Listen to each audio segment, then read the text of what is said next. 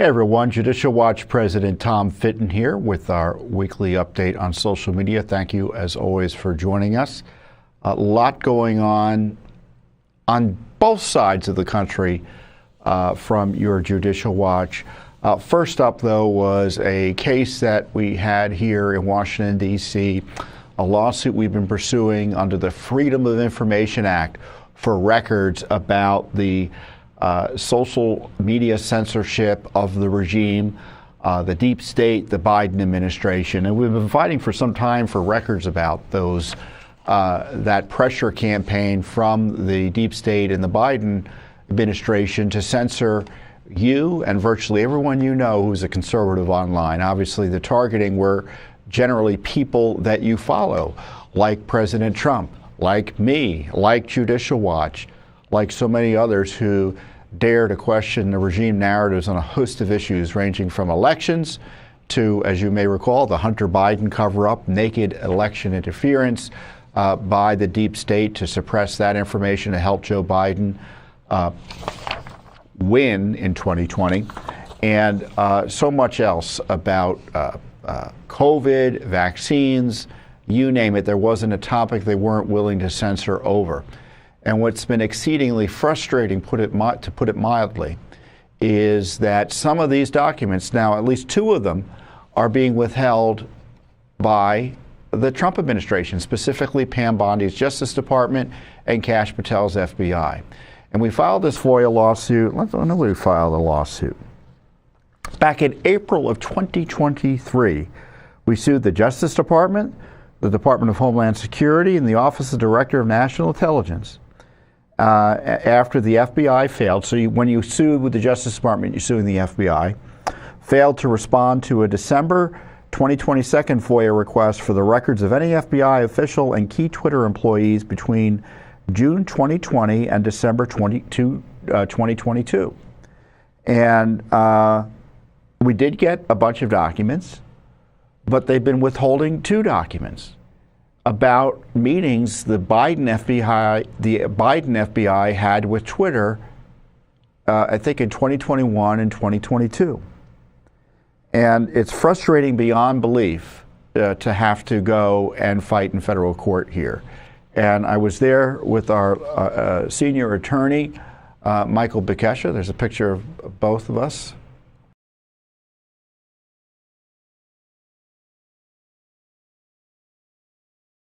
A few years ago. But Michael was representing Judicial Watch in federal court. I was there as Judicial Watch president, as the client. And I tell you, it is frustrating beyond most measure to be in federal court on this issue, something like this, and have two attorneys from the Pam Bondi Justice Department defending the FBI's withholding of this information, go into court and fight us. That's what it was about. And it's two documents. So we've gotten many documents, many of which have been redacted, and they don't want to give us these two stinking documents. And I'll show you what the documents are about and show you why it's quite obvious why we want them. Let's call them up here. I can't see them here. So you'll see this first document, Social Network for Midterm Elections, Touchpoint Meeting with Twitter, dated for November 3rd, 2022. And you'll see down below, Dear Twitter folks. So this is an email that they could send to Twitter, but they can't publicize to us. It's really outrageous. For tomorrow's meeting, here are the topics we'd like to discuss. And there you see the redactions. Of course, they don't want to tell us who was involved in it as well. And let's go to the next document, or actually go up one. So that was the 2022 meeting. And there was also a meeting almost immediately after the Biden gang came in. Again, Twitter, February 24th, 2021. They're having a meeting, it looks like. Tentatively accepted meeting status. Go down, you'll see agenda. B5, B7E. So B5 means it's pre-decisional. B7E, they typically say it relates to some type of law enforcement techniques that they want to keep super secret. But they can send it to Twitter, but not make it available to the American people.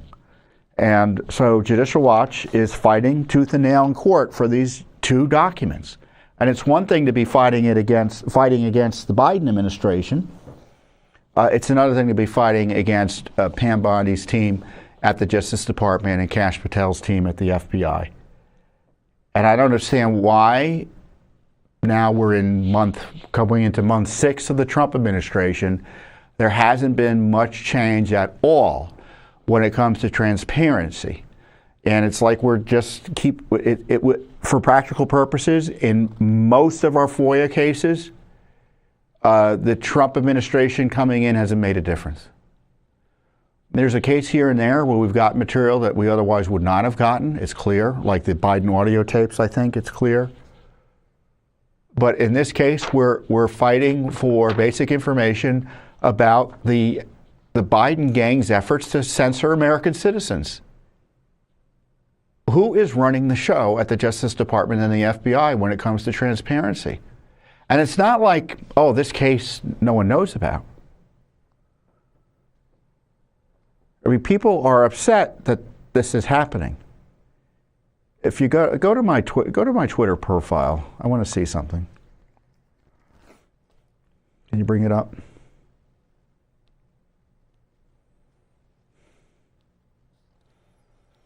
Because I commented. One more time. We're on your profile now. Okay, can you pop it up? So I think I posted something. Yeah. So on the first thing there, you'll see. Go back up. So Attorney General Bondi and DOJ her attorneys were in federal court yesterday arguing why the American people should not be able to see what the Biden FBI was planning with Twitter. So let's go down. Let's see how many people looked at that. Okay, 739 comments, 445,000 people looked at it. Let's go look up my original tweet with Michael. Go up, click on the June 18th tweet. Nice picture of me and Michael. 545,000 people looked at it. Now that audience is bigger than most audiences on CNN or MSNBC. So you can be sure the Justice Department's very much aware of this issue. But they're still fighting us. And there's no good excuse for it. So the case was before Judge Sparkle Suknanen, and she's a recent Biden appointee. She was very professional, treated us with respect, seemed to know what she was acting in a way that was reassuring in terms of asking questions and trying to figure out what was going on. But the long and short of it is, after the hearing, we're just going to have to keep on fighting. We have to continue litigating this issue. So we got to file competing briefs and fight this issue, and the court's going to make a decision whether the withholdings are justified. So right now, it's the position of Pam Bondi's Justice Department and Kash Patel's FBI that we shouldn't be able to see the agenda that the FBI under Joe Biden had in their meetings with Twitter in terms of controlling content and, I would say, spying on Americans. As I said in our press release, it is frustrating beyond belief for Judicial Watch to have to go to federal court for basic information on Biden's abuse of the FBI by using Twitter to censor and monitor Americans. And earlier this year, Kash Patel committed to a new era of transparency at the FBI. Actually, we should go to this tweet if we can. Go to the press release, guys, if you can. They love it when I start throwing these curveballs. Slide down to my quote further. You see that? Click committed the FBI earlier this year. Click on that. We'll go to Kash's tweet. Let's see what Kash said in February of 2025. The FBI is entering a new era, one that will be defined by integrity, accountability, and the unwavering pursuit of justice. There will be no cover-ups. No missing documents, and no stone unturned, and anyone from the prior or current Bureau who undermines this will be swiftly pursued. If there are gaps, we will find them. If records have been hidden, we will uncover them, and we will bring everything we find to the DOJ to be fully assessed and transparently disseminated to the American people as it should be. The oath we take is to the Constitution, and under my leadership, that promise will be upheld without compromise. So you should ask yourselves, is that consistent with them hiding records about what the Biden FBI was doing with Twitter in terms of targeting Americans around the midterm election? Now, of course, these records we got onto because Musk privately allowed others to come in and look at the Twitter files once he bought the company. And we thought it would be useful to kind of sue on the other end to see what the FBI had in terms of, quote, their Twitter files. And of course, this is on top of so much other work that Judicial Watch has done as it relates to the censorship menace to the American people. So many people have been censored. Never before in American people, never before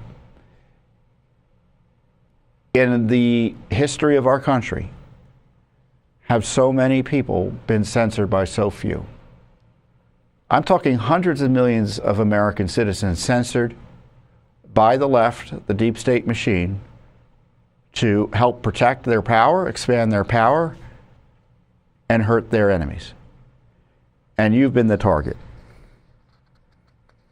We got documents last year in November from the Homeland Security Department revealing an extensive effort by the government to working with non-governmental entities to monitor and censor social media posts on election fraud during the 2020 election. So it was a conspiracy, literally. In June of 2024, we found other Homeland Security records that showed state election officials in the days before and after the 2020 election flagging online content deemed misinformation and sending it to the Center for Internet Security, a DHS-funded, so this was literally happening under the Trump administration's very nose. They had internal deep staters targeting citizens for questioning how the election was handled. And this was run out of the Cybersecurity and Infrastructure Security Agency, which then was a division of the Department of Homeland Security. And you may recall there was a fight over whether that agency should be shut down. I don't recall how it was because everyone was, the usual suspects were opposed to it. I think it eventually was shut down or will be, but tell me below because I don't have time to look it up right now and tell you where it stands.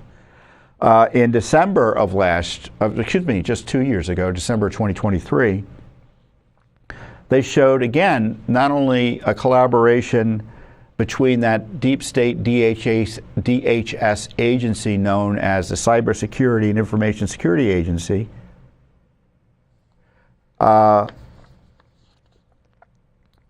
it showed that they were they were involved in a real-time narrative tracking on all major media platforms in the days leading up to the 2020 election. So what does that mean? You had a government agency spying on your content in the days running up to the election.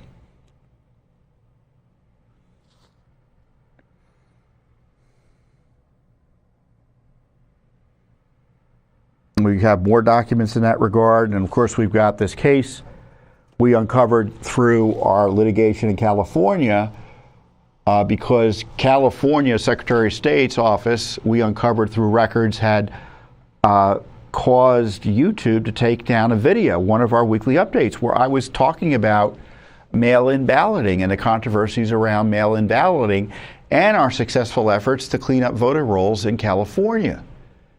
And the California Secretary of State, of course, was a target of that litigation, and they had the video taken down from YouTube. So we've sued, and right now it's before the Supreme Court. Or I'm hoping it gets before the Supreme Court eventually. I guess the cert process is still underway.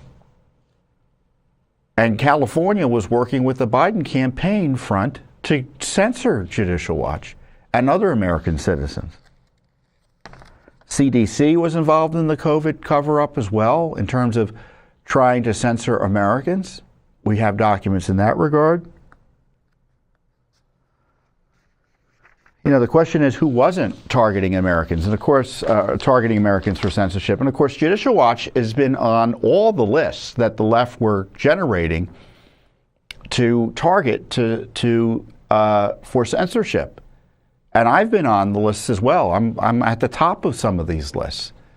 And of course, the left cites these lists as Tom Fitton is a purveyor of misinformation, which is a smear. But, you know, my response is these communists, they love lists. They love making lists of their enemies for destruction. So we're on the list. And if I'm on the list and Judicial Watch is on the list and Trump is on the list, it means that, in effect, you're on the list as well, because they don't want you finding out what they're up to. And the way to stop that from happening is by censoring us. Now, presumably, the Trump administration isn't doing that anymore. I don't know. Maybe some deep state people are still playing this game. I don't know. But I do know that Pam Bondi's Justice Department and Kash Patel's FBI is covering up some of the censorship materials from the Biden era. And I can't think of a good reason to justify it. And I know people say, well, maybe they're developing a case or there's a criminal investigation. No. That's not what's happening. I'm just telling you that's not the issue. And don't reassure yourself, oh, they may have a good reason because they're developing a case or a lawsuit. That's literally not the issue. If it were, they would have other reasons for objecting and they'd have to inform the court about it. There are no secret investigations justifying the withholding of information. I guarantee you that's not happening. And so what I love about Judicial Watch, we've got our lawyers on one coast here in Washington, D.C., and almost simultaneously, we have our lawyers in Eugene, Oregon, across the country. So we had our lawyers here in Washington, D.C., arguing for transparency on the censorship operation against Americans over really election integrity issues in many ways.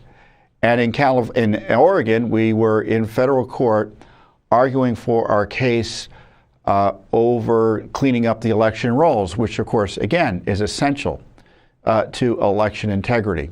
The case has been going on for a bit now, and we were in court trying to convince the court to reject the defendant's efforts and others' efforts to get our case dismissed, in large measure due to the fact supposedly no one has standing to ever question whether election rolls are clean, as federal law requires. And I explained the Oregon case in this previous update snippet that I'm going to have played for you now. It is number 21. Hey everyone, huge news. Judicial Watch lawsuits led to the cleanup of 4 million dirty names from the voting rolls in just the last 2 years or so. But there's more heavy lifting to be done for cleaner elections. That's why Judicial Watch just sued the state of Oregon to force it to finally clean up its voting rolls, which are a mess. Federal law requires states to take reasonable steps to clean up their voting rolls, and Oregon hasn't been doing that. In fact, our new lawsuit, just filed for and with the Constitution Party of Oregon and Oregon voters, details how 29 of Oregon's 36 counties removed few or no registrations as required by federal election law. Oregon and 35 of its counties had overall registration rates exceeding 100%. Frankly, Oregon has the highest known inactive registration rate of any state in the nation. You know, dirty voting rolls can mean dirty elections. Oregon, as I said, has some of the worst voting rolls in America and needs to clean them up as soon as possible. In the meantime, Judicial Watch has lawsuits to clean up voting rolls in California and in Illinois. Simply put, millions of ineligible names need to be removed from the voter rolls under federal law, and Judicial Watch has been, is, and will be in federal court making it happen. Hey everyone. And so for the first time in a long time, we also had support in this case at least in part, from the Justice Department, Harmeet Dhillon's Civil Rights Division, which for years, even during Republican administrations, has been a hotbed for radical left-wing activism. And they filed a brief statement of interest advocating at least for access to the information that we're seeking related to voting rolls. And so I'm not quite sure how the case is going to go, but I am of the belief that our ability to clean up the rolls in the end has to be maintained by the courts. The idea that the states don't take the steps that the federal law requires under the National Voter Registration Act, reasonable steps to clean up the rolls, and no one will be able to do anything about it, that just can't be the case, ultimately. And this is all they have to do. It's not like a difficult issue, and you may not know what the process is, but we do, because our work basically codified the process through Supreme Court and other judicial decisions and settlements. As I've mentioned, we've cleaned up 5 million names from the rolls thanks to our litigation and legal action thus far. And so what happens is, and I talked about this with you just recently, if you go to vote, let's say I go to vote, or I don't vote in the next federal election. So when's the next federal election? Next year, 2026.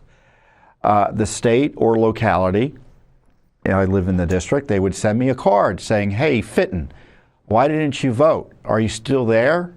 That's not literally what they say, but that's the effect of what they're asking. Because if you're not there, we're going to take your name off the rolls. And if I don't respond to the card, or if I don't vote over the next 2 federal election cycles, so that's 4+ years, including the time associated with getting the card out. So it could be 5+ years before my name is ultimately removed, assuming I've moved away, right? Or I don't respond or vote. Now, the left doesn't want any of those names cleaned up, practically speaking, and they're fighting us tooth and nail in all of these jurisdictions when we go to court. Some of these liberal jurisdictions, when we come in, believe it or not, they say, hey, Judicial Watch, you're right. Let's clean up the rolls. That happened in New York City. We said, you haven't cleaned up the rolls in 10 years there. And they said, you're right. In the last year or so, plus, they've cleaned 1 million names from the rolls just in New York City alone. So just don't think just because it's, quote, a blue state or states run by liberals that there's no justice to be had. We sued in California to clean up the rolls there. They settled 1.2 million names cleaned up in LA County alone. Now, the rest of the state's a mess. We have a new lawsuit trying to vindicate the rule of law there. But the point being, we can get it done everywhere. And that's why we're in Illinois right now, in California right now, and as I said, just in Oregon. And I encourage you to go and take a look at all of Judicial Watch's significant work on election integrity. And of course, one of the most significant cases in recent American history on election integrity is going to be in front of the Supreme Court because of your Judicial Watch. We're challenging the counting of ballots that arrive after Election Day, mail-in ballots. In Illinois, they count ballots that arrive after Election Day for 14 days. And rather than let our client, Congressman Mike Boss, challenge it, because federal law sets an election day, not an election week or month, the courts below found that he didn't have standing, which in my view is absurd. If a candidate can't challenge the illicit counting of ballots, contrary to federal law, as alleged in our lawsuit, who can? And the Supreme Court evidently wants to figure out whether we're right, and they agreed to take up the case, and I think the case is going to be heard in October or November, or as soon as October or November, could be later. So the issue about whether a candidate essentially can go to court to challenge and try to stop an election from being stolen, that's a pretty big deal, wouldn't you agree? And that's going to be before the Supreme Court next term. So great work Judicial Watch is doing. As I said, this week, on one day, on Tuesday, I think it was Tuesday. Maybe it was Wednesday. No, it was Wednesday. We had our lawyers arguing to uncover the worst censorship in American history, documents related to it, in federal court here in Washington, D.C. And on the other end of the country, we had another team of lawyers arguing to ensure that Judicial Watch and the local party out there, the Constitution Party and others, had the right to go in and ensure that Oregon, who has some of the dirtiest rolls in the country, clean up their rolls as federal law requires. And I dare you to find anyone else on the conservative side of the aisle that is doing that type of work and is capable of doing that type of work. It's just great. And we're only able to do it with your support. And before I move on, I want to ask for your support again, because we can't do it without you. Go to judicialwatch.org. If you want the rolls clean, if you want elections honest, if you want the Supreme Court to rule that candidates have a right to make sure that elections aren't stolen in federal court and should be able to pursue claims under law, if you want all sorts of other issues related to transparency and accountability over censorship, uncovering the corruption of the deep state FBI, and be willing to take on an administration or a Justice Department, no matter who's running it, then you'll love Judicial Watch and support our work.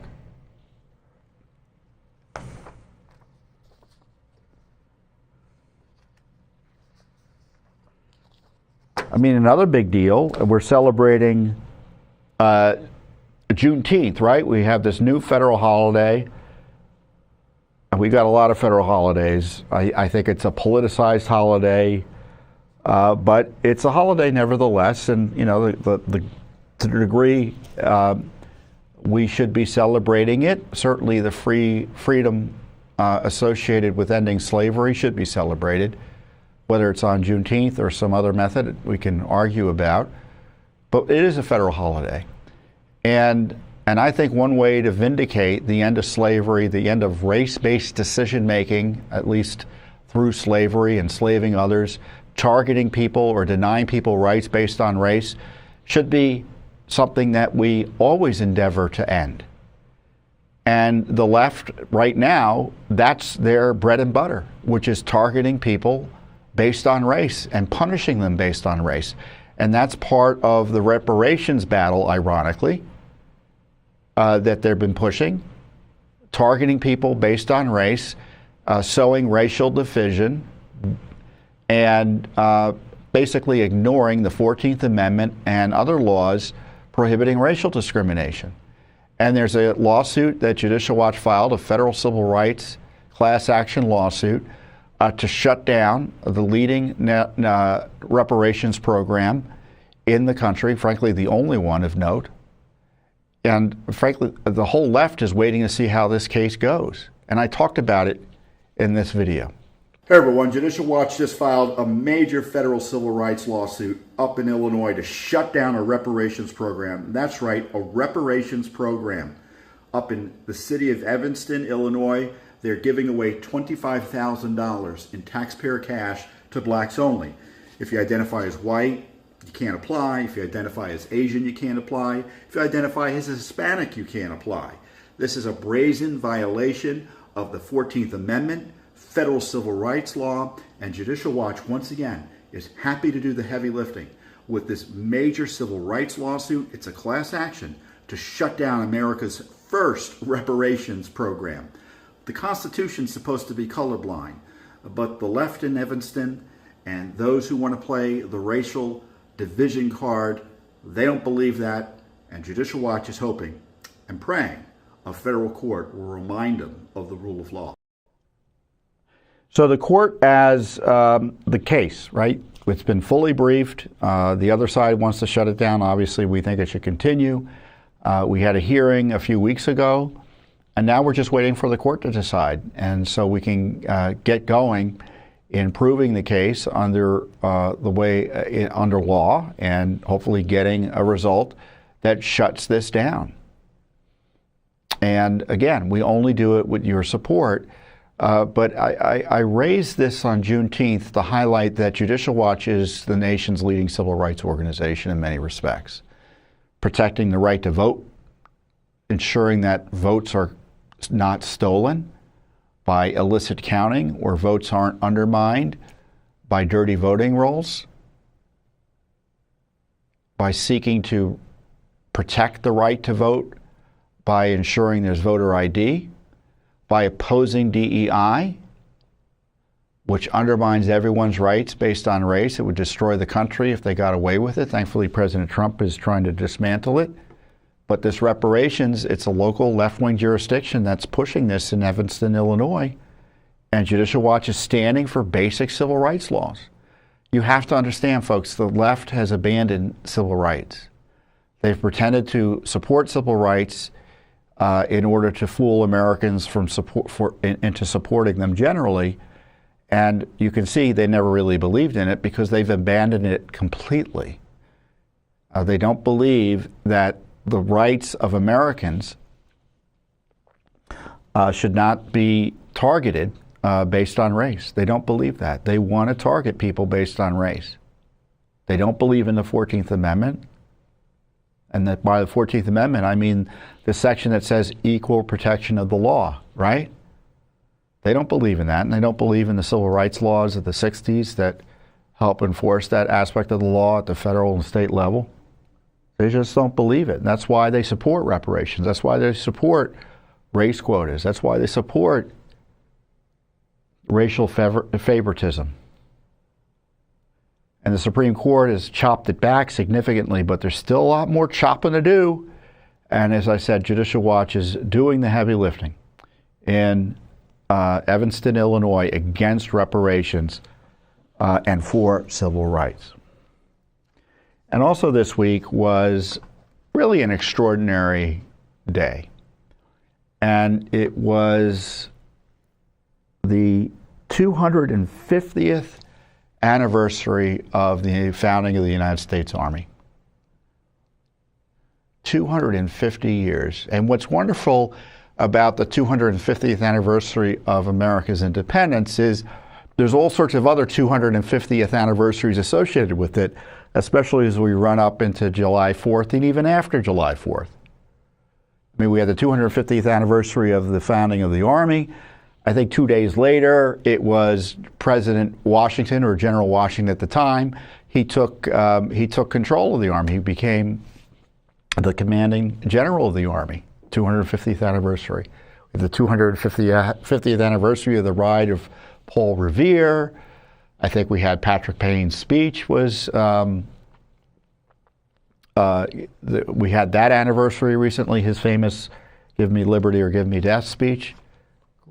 Just a great opportunity after opportunity to consider our founders, their fight for freedom, and how whether or not our society and today's generation of Americans now and since then have been vindicating what they tried to do and the legacy they left for us. And President Trump, his birthday is Flag Day or Army Day, founding of the Army, and he wanted to celebrate it with a big military parade. And of course, the left hated it. And in many ways, the parade was a lot less than it could have been because everyone was so nervous about it. But it was still fantastic. I didn't go to it. I didn't get down to see it, but I watched a good part of it on TV. It was great. Fireworks were great. And one of the most moving moments of the parade or the event that day was the president leading the whole group of soldiers in their re-enlistment oath. Let's go to that at number 3. Mr. President, First Sergeant Norton, reporting for duty, sir. Ready to commence the ceremony as directed. I state your name.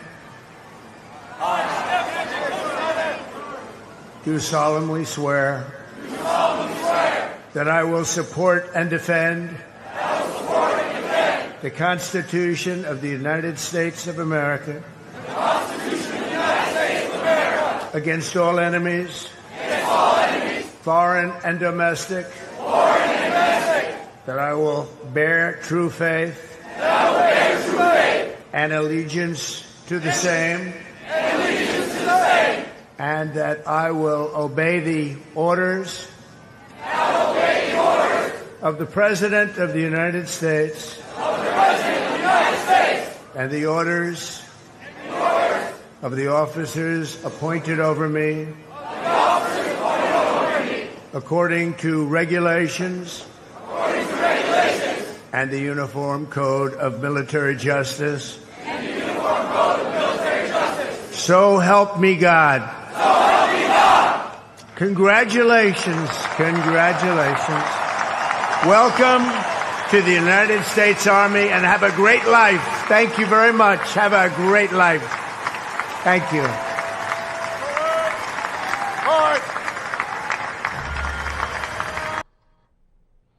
I mean, how could you not love that? I don't think I've ever seen that before.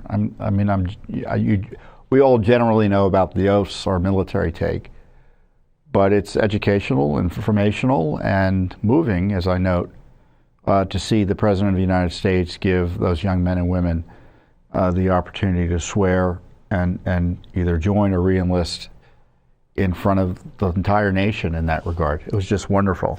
So what was the left's approach to celebrating the 250th anniversary of the founding of our Army? As I note in this tweet, this is what their response was. Riots, insurrection, sedition, and terrorism. That was the play over the weekend.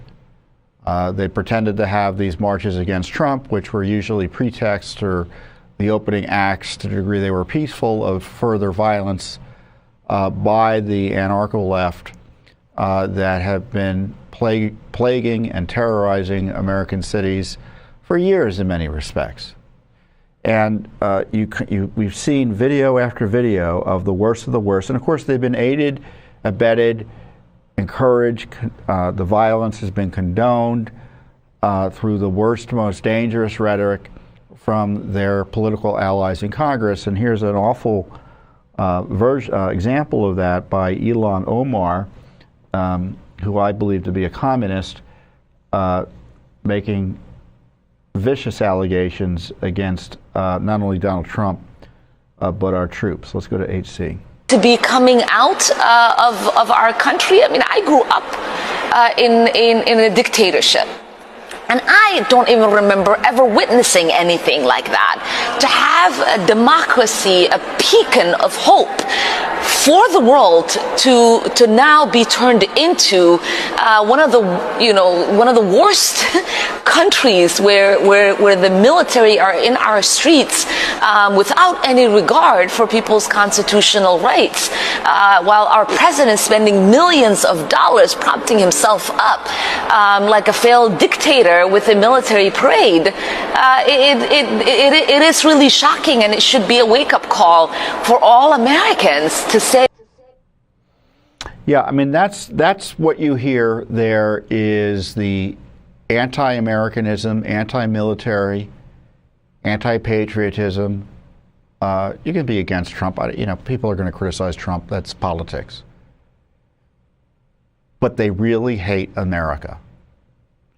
And they hate the military, especially if they can't control it, because they wanted to transform the military into, through social engineering, into a political operation that they could use to enforce their will against the American people.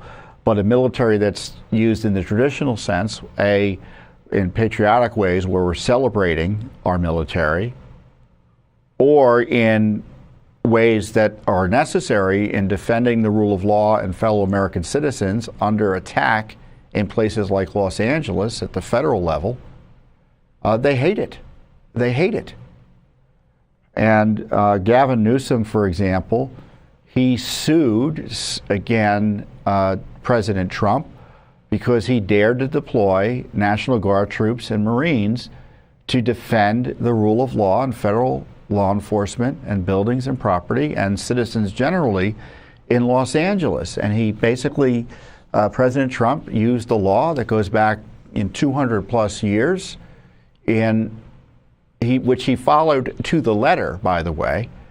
But Governor Newsom got a radical left-wing judge to try to take over the role of commander-in-chief and second-guess the president. and tell him he can't deploy the National Guard, which is to kind of even describe that decision is to condemn it, isn't it? And a stunning decision by the Ninth Circuit Court of Appeals panel by 2 judges who were Trump appointees and 1 judge who was a Biden appointee. They stopped that judicial coup and ratified the president's decision to deploy troops. And it's worth reviewing just how far out it was, because I talk about this judicial coup attack on Trump, and don't believe me, believe those 2 Trump and Biden judge and the 3rd Biden judge. Let's go to that tweet that describes the decision. Judicial coup and Gavin Newsom fail. Appellate panel of Trump and Biden judges shut down lower court stay of Trump's deployment of National Guard and Marines to Los Angeles. And then in the tweet, I quote the decision in small part. Under a highly deferential standard of review, defendants, the Trump team, have presented facts to allow us to conclude that the president had a colorable basis for revoking Section 12406(3). And that is the law that I referenced, allowing the president by Congress essentially to call up the militia when necessary. They presented evidence, detailed above, of protesters' interference with the ability of federal officers to execute the laws leading up to the president's federalization of the National Guard on June 7th. There is evidence that the day before, protesters threw objects at ICE vehicles trying to complete a law enforcement operation, pinned down several FPS officers defending federal property by throwing concrete chunks, bottles of liquid, and other objects, and used large rolling commercial dumpsters as a battering ram in an attempt to breach the parking garage of a federal building. Plaintiffs, the Newsom gang, as I called it, owns submissions state that some protesters threw objects, including Molotov cocktails, and vandalized property. According to the declarations submitted by defendants, those activities significantly impeded the ability of federal officers to execute the law. And Newsom was trying to pretend, and he got a court-friendly left-wing judge to agree with him, what happened there was no big deal. And those judges said, oh no, it's a big deal. So it was a major piece of news for Trump, major vindication for Trump, and a major defeat for Newsom, but you don't hear a lot of news about it, do you? And in the meantime, this is what Newsom was trying to enable. People getting, not only trying to kill law enforcement, then getting themselves hurt in the meantime. Let's go to this tweet, this video. I think I posted it. It got 2+ million views on Facebook. 8A. Do not touch the horses.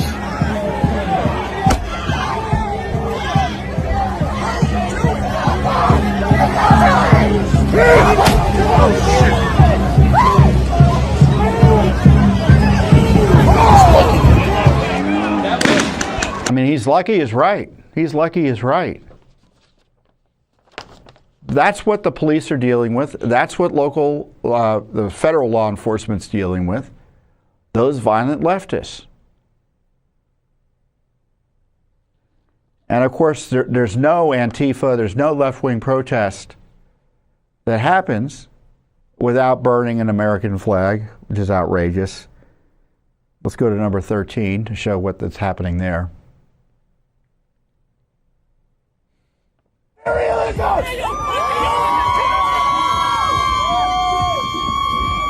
And this is not just a good gesture. This is something we need to make real. We need to bring down this empire once and for all. All right. Burn it down! Burn it down! Burn it down! Burn it down! Make it great like 92! Make it great like 92! Patriotic out of here! There are men and women who died for that flag, and you've got these communists burning it, and they know what they're doing. That flag is an effigy for our system, for our country. That's how they want to treat America generally. They want to burn us down. And right now we're in the middle of an insurrection. I think the president should invoke specifically the Insurrection Act. The law I talked about his invoking in Los Angeles is not the Insurrection Act literally, or that part of it that he invoked. But he should invoke the Insurrection Act, which would give broader powers to the National Guard and other folks he deploys to help with law enforcement locally in these places where things are out of control. They're out of control all up and down the West Coast. And it's just going to continue throughout the summer.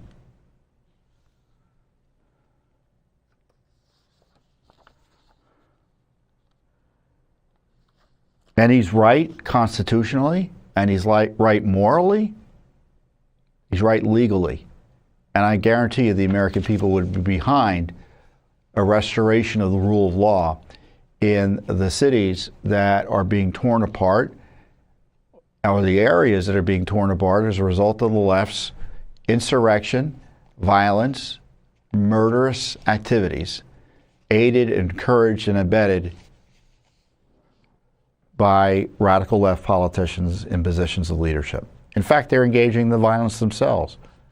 We saw with the senator from California. We saw with those what happened in Newark, that ICE facility. We saw Ilhan Omar using inciting language. And of course, Judicial Watch is already investigating everything we're talking about here. We've got the FOIAs flying to uncover who and is doing what and with whom in terms of getting these insurrections going. So stay tuned for more.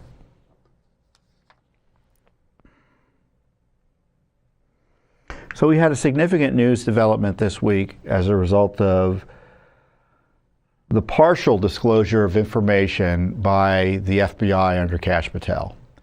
Now, you've heard me criticize the FBI under his direction not being transparent enough, but it doesn't mean he's never transparent. And he uncovered some new documents hidden by the FBI about an alleged Chinese plot to rig the election on behalf of Joe Biden in 2020. Now remember, the Justice Department under Bob Barr or Bill Barr, he didn't want to even talk about any of this. And, anyone who raised these types of issues were censored or pushed out. So our friends at Just the News, you may know John Solomon, I've been on his show many times, reports FBI gave Congress intel on alleged Chinese plot to create fake mail-in ballots in 2020.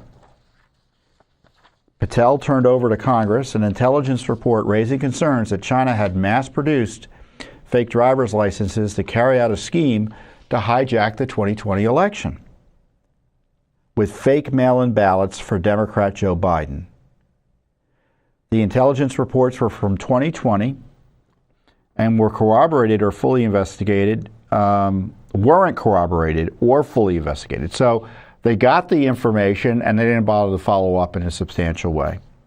And instead were recalled from intelligence agencies at that time by then FBI Director Chris Wray, who, by the way, then had testified there were no known plots of foreign interference ahead of the 2020 election in which Biden defeated President Trump. And the documents were turned over by Kash to Chuck Grassley, who runs the Judiciary Committee in the Senate.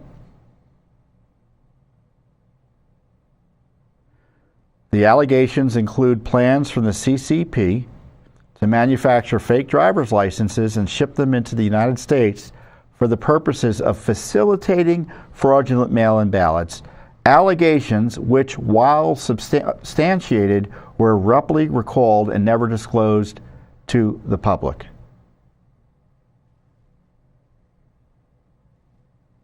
And that's a quote from Kash Patel.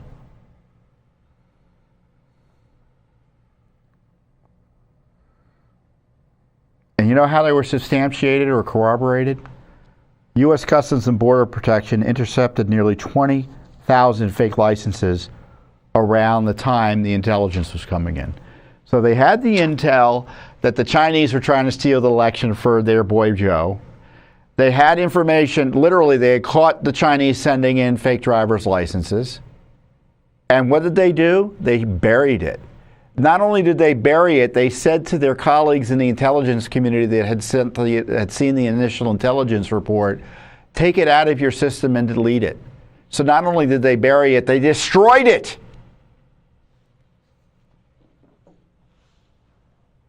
You can be sure this was responsive to numerous Judicial Watch FOIA lawsuits or requests. And I'm glad Kash has turned it over to Chuck Grassley, but none of us have seen the documents yet. And in response to Kash's tweet promoting this, I asked him, it's great, it's an important development. Now, when are the American people going to see this information? It's declassified. Where are the documents? And of course, President Trump is feeling vindicated and outraged at the same time by further confirmation,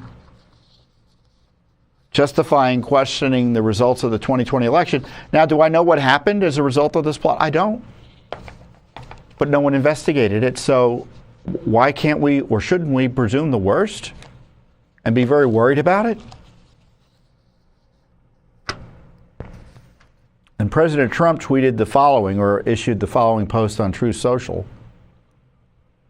0 border crossings for the month for Trump versus 60,000 for sleepy, crooked Joe Biden, a man who lost the 2020 presidential election by a landslide. Biden was grossly incompetent, and the 2020 election was a total fraud. The evidence is massive and overwhelming. A special prosecutor must be appointed. This cannot be allowed to happen again in the United States of America, etc.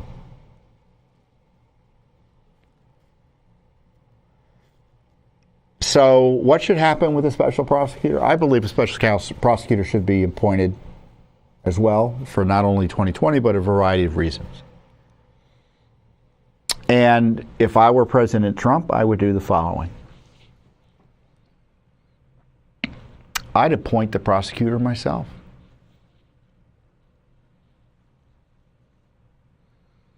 He's the president. The founders understood the president was the prosecutor in chief. And I don't think he can or should rely on the Justice Department and the FBI to investigate this. Again, this is further evidence. This China cover-up is further evidence the FBI can't be trusted. The FBI has to be investigated, and the FBI can't investigate the FBI. I'm sorry. It's Kash and Dan Bongino could be the best people in the world, and I trust their ethics and such, but they can't investigate their own agency like that. They just can't. They're not going to be able to find the people in the agency they can trust to get it done. It's just a practical issue. Plus, the public has a right to an uncompromised or unconflicted investigation. And I got some good language here I want to share with you before my phone dies.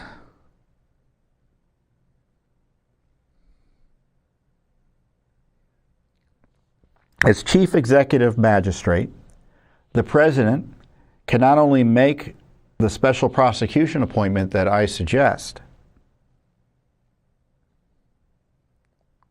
but authorize the creation of a special investigative unit comprised of appropriate personnel. So what he can do, and this is President Washington ran prosecutions, President Jefferson ran prosecutions, President Madison, they all ran prosecutions in the beginning of the country. Because if you're the chief executive officer, you're necessarily the chief magistrate and chief prosecutor. So what he should do is pick someone he wants to be special prosecutor or an entity. Some have suggested Judicial Watch be appointed special prosecutor. He could do worse. I'm not saying we would do it or could do it, but I'm making the point. And Judicial Watch, or whoever he appoints, could run the special unit, reporting directly to President Trump, and they could be supported with staff from outside the DOJ and FBI. Plenty of law enforcement agencies or officials or officers capable of providing support who aren't FBI agents or Justice Department agents. Like the Postal Inspection Service, they've got a bunch of good guys over there. You got Homeland Security, they have an investigative unit. Also, the same goes for a lot of these other big agencies. U.S. Marshals, I guess that's DOJ, but maybe they're distinct enough that you can have individual U.S. Marshals provide support. And of course, they can just hire outsiders to do it. They can hire retired law enforcement, local law enforcement, to investigate anything the president wants investigated under law. Now, of course, the law still protects those who are targets of any investigation. So if there's any serious criminal investigation, any target or witness, they still have all their rights under law. So this is not a lawless investigation. This is a constitutional investigation. And the president can make decisions about what to prosecute, what to investigate, who to ask, who to charge, whether to charge. And of course, he can seek advice and counsel from his attorney general as to the propriety of such investigations or prosecutions in the end, but it's only advice. Let's put it this way. If President Trump wanted to prosecute the case himself in a court, he could. And I don't say that to mean that President Trump should prosecute a case himself in court, however interesting that might be. But I'm highlighting the scope and expansive reach of his power as president to run federal prosecutions. The founders did it, and that's good enough for me in terms of providing a basis for him to do it, and it flows naturally from the Constitution. So don't wait for the Attorney General to appoint a special counsel. Just do it yourself. Because a special counsel, again, is a creature of the Justice Department and all the conflicts that Justice Department has, and again, in investigating itself. Because they don't bring in people from the outside. Most of the special counsel staff are typically DOJ detailees. So that's how I would handle the 2020 issues, the lawfare against Trump, the censorship, the border invasion, the Biden corruption, the pardons. I'd have a special prosecutorial public integrity unit, government integrity unit, accountability unit. Let's come up with great names for it, right? Let's figure out what, and I'm sure Trump will have the best name in the end, given his marketing genius in that regard, and get it done. Because time's running out. Time's running out. So that's my advice of the day. So the Supreme Court, it's Supreme Court season in Washington, D.C. It's the end of the Supreme Court term. Many decisions are being issued, some of which are good, some of which aren't so good. Others are fantastic, including the most recent decision of note, what is the caption? United States versus Skrmetti, who was the Attorney General for Tennessee. And Tennessee had passed a law essentially prohibiting transgender extremist treatments for minors. You can't mutilate them. You can't give them drugs to help them supposedly transition from male to female. And Tennessee wanted to protect the health and safety of minors from this transgender experimental mutilating treatments. And of course, when they did that, the left sued. And the Biden administration sued. And it went all the way up to the Supreme Court, and the court just issued a ruling, 6-3, affirming the right of Tennessee and other states to protect their children from transgender extremist experimental treatments. And I encourage you, like I encourage you all the time, every time I talk about Supreme Court cases, to read the decision. You can go and read the decisions. They're written. I think sometimes the cases are so technical in terms of the legal issue, they're not necessarily written for the public. But in a case like this, it's written so it comports with the law and the formal nature of Supreme Court decisions as to how opinions are supposed to be written and argued. But it's also written in a way that you can understand it, or most sensible people can understand it, even if you might disagree with some of it. And you read enough of them, you can figure out what you like and what you don't like about some of the decision making. I'm not a lawyer, but you read enough of these Supreme Court decisions, you realize when the Supreme Court is spending a lot of time talking about, essentially standards of the Constitution that they've made up out of whole cloth versus actual things in the Constitution that they're actually supposed to be applying. That's kind of where I always get upset in reading some of this stuff. So the decision is a big one. This is the decision. It's, it's probably well over 130 pages. So there was the majority opinion, and then there were three concurring opinions. And a concurring opinion, I'm not a lawyer, so I'm not sure what the technical definition of a concurring opinion is. It's an opinion that agrees with essentially the result of the majority opinion in whole or in part. And if it's in part, they explain why it is only in part, or if it's in whole, they explain, I agree with everything they said, but I want to say this on top of what they said, and I want to say it on my behalf, and sometimes other justices do that individually.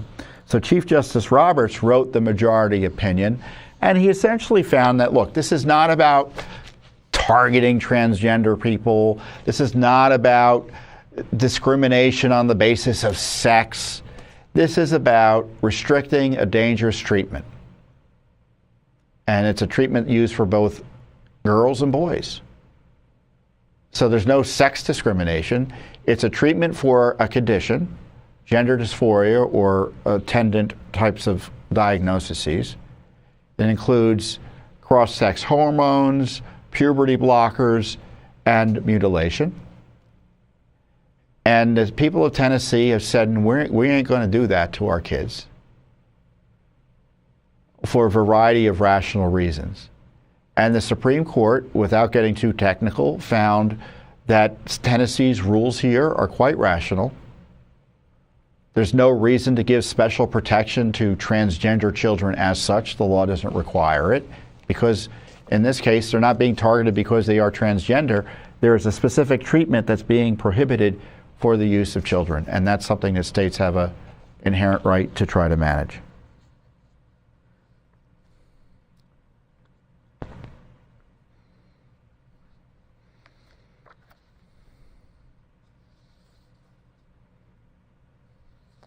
And I encourage you also to read Justice Thomas's concurring opinion and Justice Alito's concurring opinion. Justice Amy Coney Barrett had a concurring opinion, but frankly, I don't remember what's in it. So you're just going to have to read it yourself, because I can't remember her point. But Justice Thomas's opinion I thought was interesting for a variety of reasons. But I especially enjoyed the section where he slammed the expert class. The leftists challenging it, the Biden administration challenged this rule, and what happened was the Biden people left. So obviously the Trump people came in and said, by the way, we don't believe anything Biden said about this. But the case was far enough along, and there were plaintiffs other than the U.S. government that allowed the Supreme Court to continue to hear the case, despite the change in position by the Trump administration. So it's a big loss against the Biden administration, who used the power of the United States government to try to stop Tennessee from protecting its kids from what I believe to be demonic transgender extremism. That's right, I said demonic.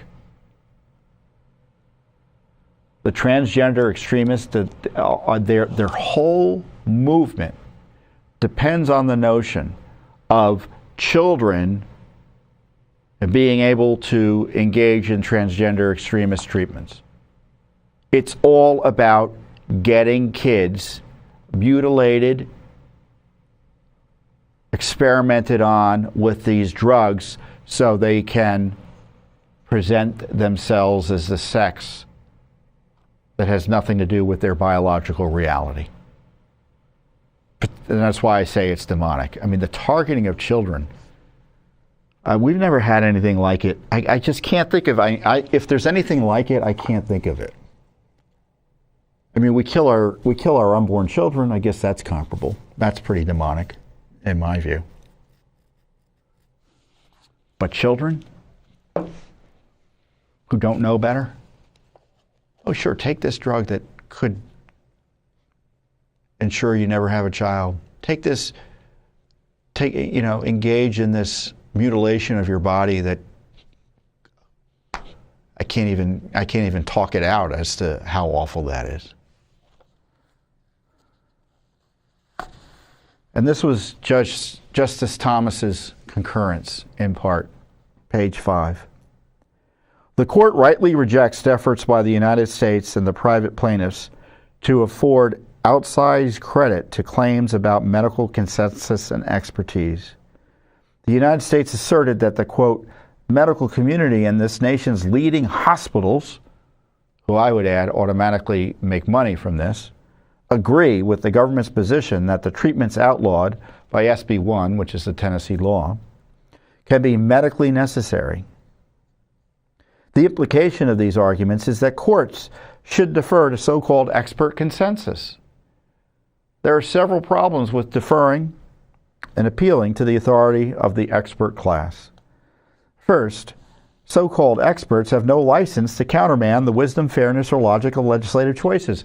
Oh, wait, don't tell anyone, but that's called democracy. Because experts don't like what a legislature does, it doesn't give them the right to, quote, overturn democracy. Second, contrary to representations of the United States and the private plaintiffs, there is no medical consensus on how best to treat gender dysphoria in children. And there's no doubt about that. Third, notwithstanding the alleged experts' view that young children can provide the informed consent to irreversible sex transition treatments, whether such consent is possible is a question of medical ethics that states must decide for themselves. Fourth, there are particularly good reasons to question the expert class here, as recent revelations suggest that leading voices in the area have relied on questionable evidence and have allowed ideology to influence their medical guidance. Taken together, this case serves as a useful reminder that the American people and their representatives are entitled to disagree with those who hold themselves out as experts, and that courts may not, quote, sit as a super legislature to weigh the wisdom of legislation. By correctly concluding that SB 1 warrants the paradigm of judicial restraint, the court reserves to the people of Tennessee the right to decide for themselves. I could go on, but you get the point. Great little decision, concurring opinion by President Clarence Thomas. Can you imagine that? We're doing okay with President Trump, though. Great decision by Justice Thomas. Great decision by Chief Justice Roberts. And I criticize Roberts when he makes the wrong decision.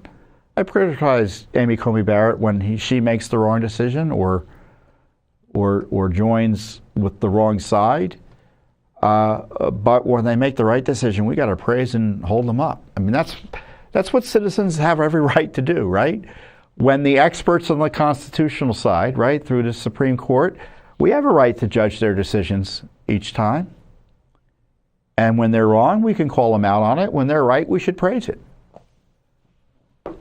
That's the wonderful thing about our republic. We still have our First Amendment rights to even criticize and examine the court decisions at the highest court in the land. And I have to say, there's not one member of the Supreme Court, to be fair even to the liberals, who would dispute that. So we have some more decisions coming out next week from the Supreme Court. I haven't tracked it closely enough to tell you what to look for next week, but you can look online, and you don't need me to tell you that. But just keep on keeping on when it comes to monitoring the Supreme Court decisions. I encourage you to not, if the issue interests you, don't rely on news reports describing the opinion to help you understand what's in the opinion. Obviously, it gives you a feel for it. Because you can't get, it's a wonderful way to understand the functioning of our Constitution and our government, or sometimes the dysfunction of it, of the courts, by reading these Supreme Court opinions. I can't overstate enough, or I guess I could. It would be difficult to overstate how valuable reading these Supreme Court opinions are directly. And we'll provide a link to this most recent the case that I just read, this court opinion I just read, below. So I wish you the best over the next week. A lot going on here at Judicial Watch, more lawsuits coming, more disclosures coming. We're prepping for the Supreme Court. It's day by day, week by week on our big election case.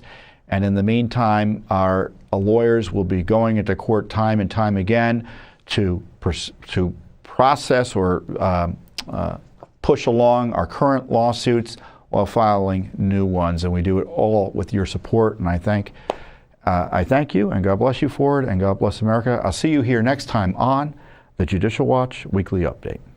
Thanks for watching. Don't forget to hit that subscribe button and like our video down below.